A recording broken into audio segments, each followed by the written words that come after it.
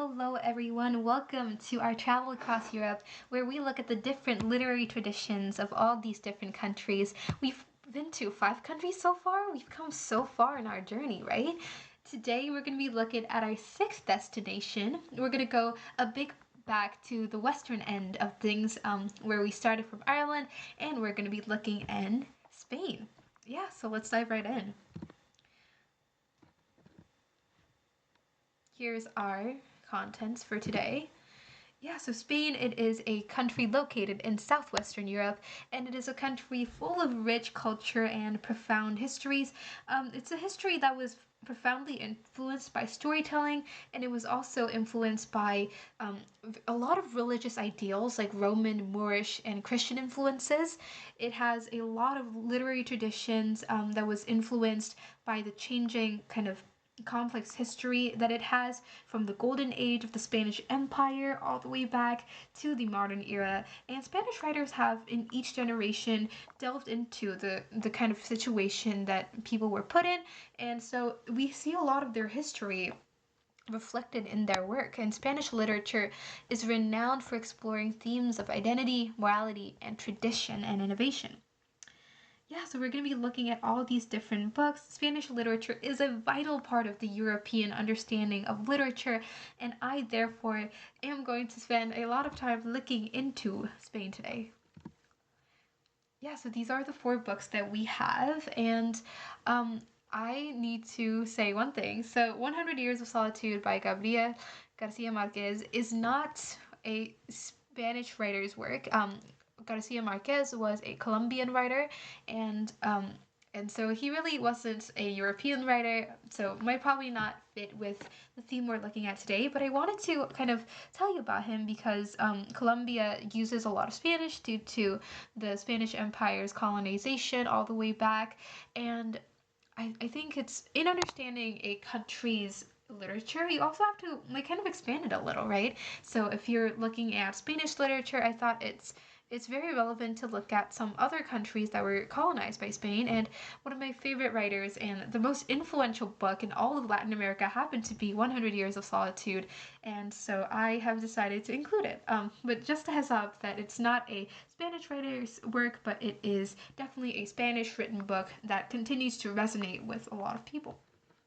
Yeah, so the authors we have today is Miguel Cervantes, José de Espronceda, Mario Vargas Llosa, y Gabriel Garcia Marquez, and all of their works are fantastic. There is a real interplay of social critique and real and fantastical things that make Spanish literature so vibrant and beautiful.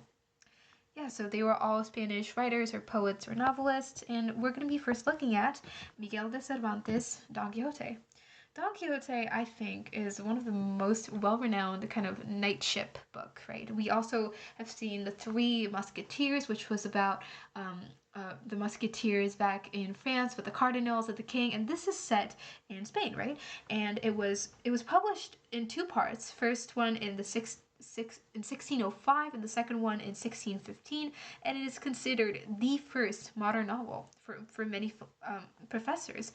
And it tells a story about Alonso Tianso, a man who was inspired deeply by these chivalric romances, and he was previously like a farmer, I believe. Yeah, and he transforms himself into Don Quixote, a self-declared knight. And he's like, oh, I'm going to be a knight errant. I'm going to be Don Quixote, and I'm going to fight all these people with my loyal squire, Sancho Panza, and we're gonna help to revive chivalry and knightship and the kind of tradition that existed there. And it's very funny because he embarks on a series of misadventures where he mistakes windmills for giants and inns for castles. The novel fundamentally satirizes the outdated ideals of chivalry, and it also deals through Alonso the ideas of reality and identity and about ambition and dreams and also disillusionment. And Cervantes wrote Don Quixote during the decline of the Spanish Golden Ages, and the book kind of reflects the shifting culture and political fabric and landscape at the time. And what was interesting to me was that the Three Musketeers, which was published in the 1840s, were also set in the 17th century, just like Don Quixote. And yeah, it's interesting how we've been able to visit again chivalry not only through Don Quixote, which was published at the time, but by books like The Three Musketeers, which was published almost 200 years after that. And I also think it's really interesting that Miguel de Cervantes, he rejected chivalry. He said, "Oh no, this is too old. We're not going to revive it because it's old, it's outdated, it's gone, and we don't need to revive it at all, right?" And so he kind of made this satirical thing where Alonso thought they needed chivalry, that they needed knights, and he went on all these meaningless journeys.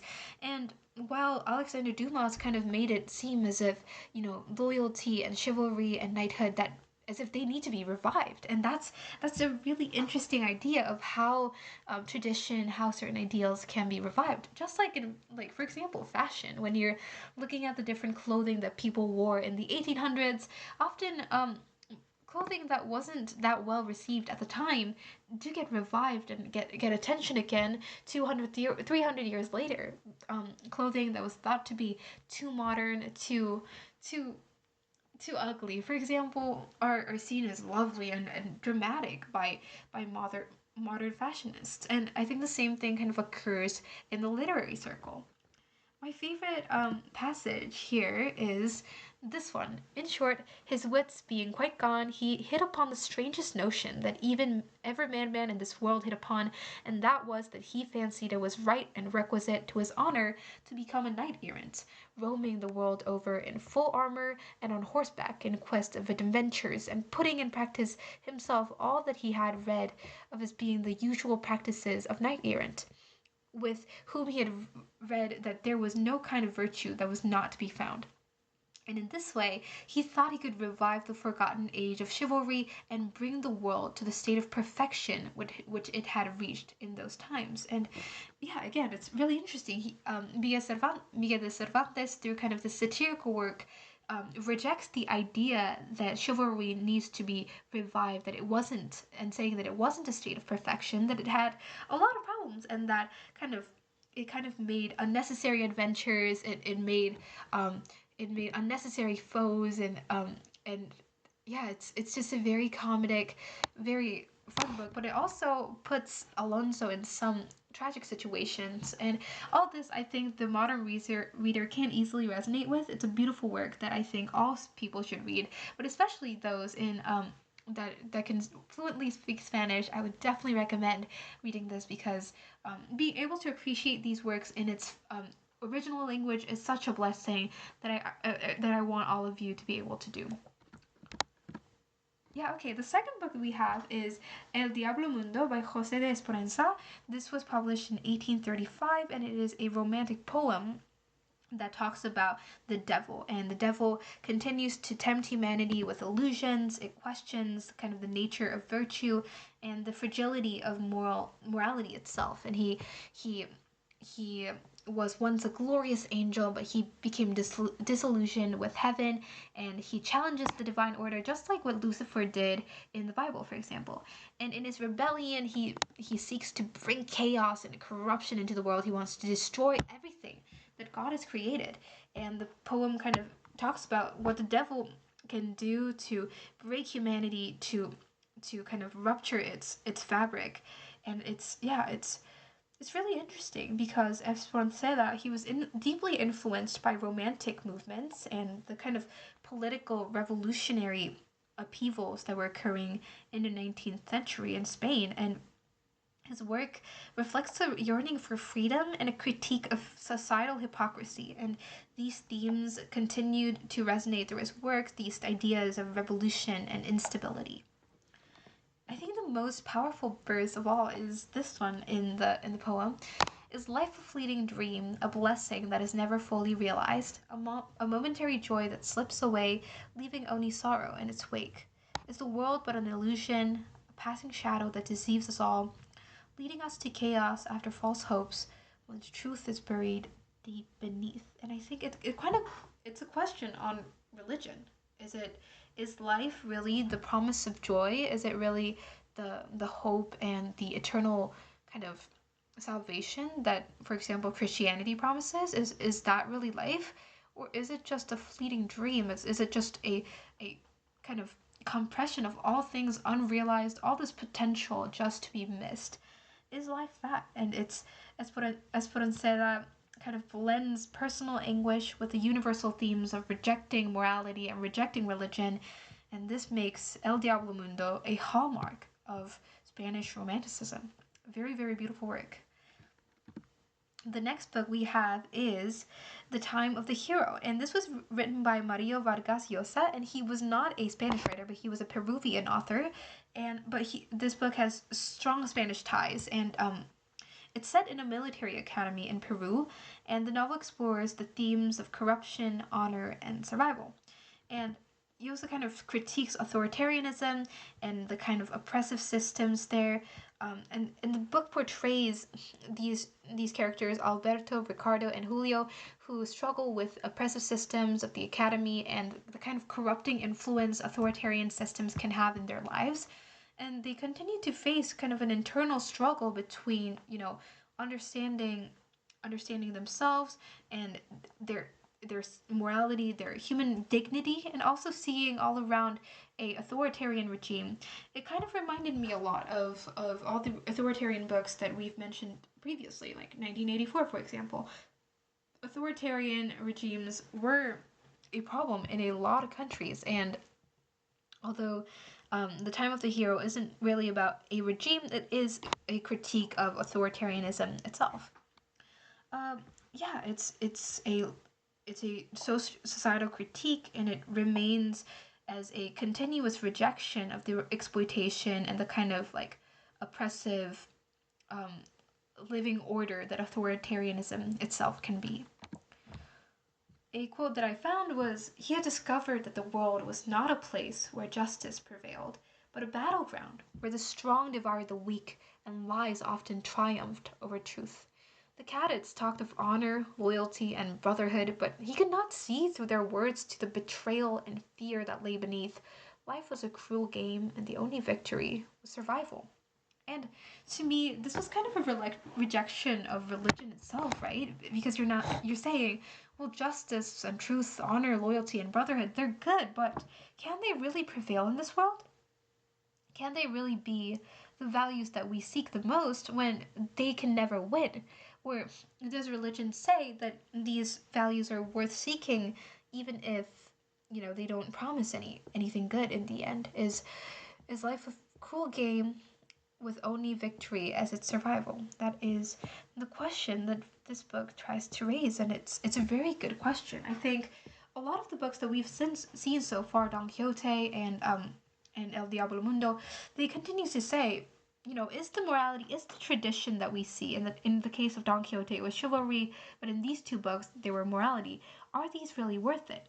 Are they as precious and as sacred as we hold them to be, or they'd be rejected? And I think I don't think none of them rejected outright, but they do reach this question, and they're challenging us to think as readers. Okay, the next book, and the last one, is 100 Years of Solitude by Marquez. In Spanish, it is Cien Años de Soledad.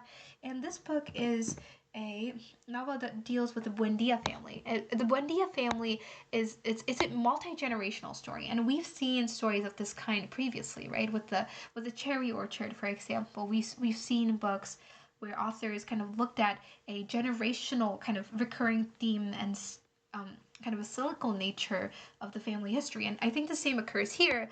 But the thing is, we don't see kind of a a decline declining family that starts from wealthy and rich and goes off to poor. No, it's more like it continues over and over again. It's a cycle of prosperity, decline, and then tragedy, and each generation repeating the mistakes that the past one made. And it's very, yeah, it's a very complex book. It talks about a lot of things in a fictional town of Mocando. They talk about Jose Arcadio Buendia, and they talk about all the Buendia family members across the generation.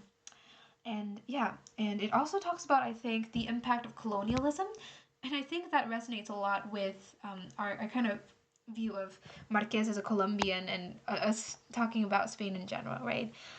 Yeah, a really good reflective passage that I found was there was no mystery in the heart of the Buendia that was impenetrable for her because she had been forewarned in her dreams. The history of the family was a machine with unavoidable repetitions, a turning wheel that would go on grinding until the end of time.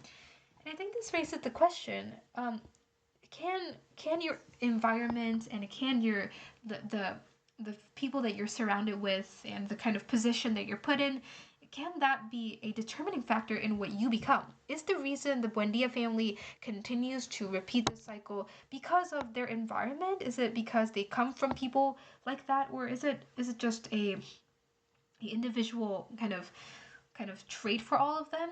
It's a very good question, and I think it definitely deals with an inescapable fate in the family, and I think that resonates with a lot of the recurring cycles of poverty, the recurring cycles of failure that is passed on from generation to generation, even in modern society. Yeah, so it really revolutionized global literature. I think it richly combines storytelling. I mean, if you read this book, the lyrical, the style is just, it is just heartfully, it is so wholesome. And yeah, it's this rich detailed storytelling with profound like political and philosophical insight that makes this book so great. Yeah, so Spanish literature, it's all shaped by, from its complex history, and it really, I think, it consistently pushes the boundary, whether it's through style, whether it's through undermining morality or talking about tradition. It continues to push the boundaries, and it makes you think. It's like it's knocking at your door, asking you to change your mind, to think more before you accept things. And I think this is a very good way um, that their works are kind of asking you questions about the complexity of human life. Some other suggestions I have is Gustavo Becker, Clarin, and Galdós. They all talked about different aspects of Spain. Uh, for for Clarin and Galdós, they talked about Spanish society directly. They looked at the structure, its social classes, and Clarin even looked at moral hypocrisy, which is also all themes that we've talked about previously. Becker, he talked about love and melancholy, which is even more of a universal topic. Um, yeah, so their work continues to resonate with our universal themes, as we have seen. So, from Cervantes' satirical genius to Marquez's lyrical magic, these works stand as a timeless monument to the art of storytelling, to the understanding of human beings themselves. Thank you so much for joining me on this journey through the literary heritage of Spain. I hope that you have learned something new and that you feel more inspired to look into all these different authors, to read their work, and to understand yourself what life means and what it means for us to be living. And yeah, it's a continued theme all across these nations, all across those hundreds of kilometers, across thousands of years. We are always dealing with the same thing, humans, right? I've definitely earned a deeper appreciation for these masterpieces and the kind of global impact it has and the content that it talks about. And I hope that it was a similar time for you. So, thank you so much for joining me on this journey, and I hope that you continue your quest on learning more on literature. Thank you.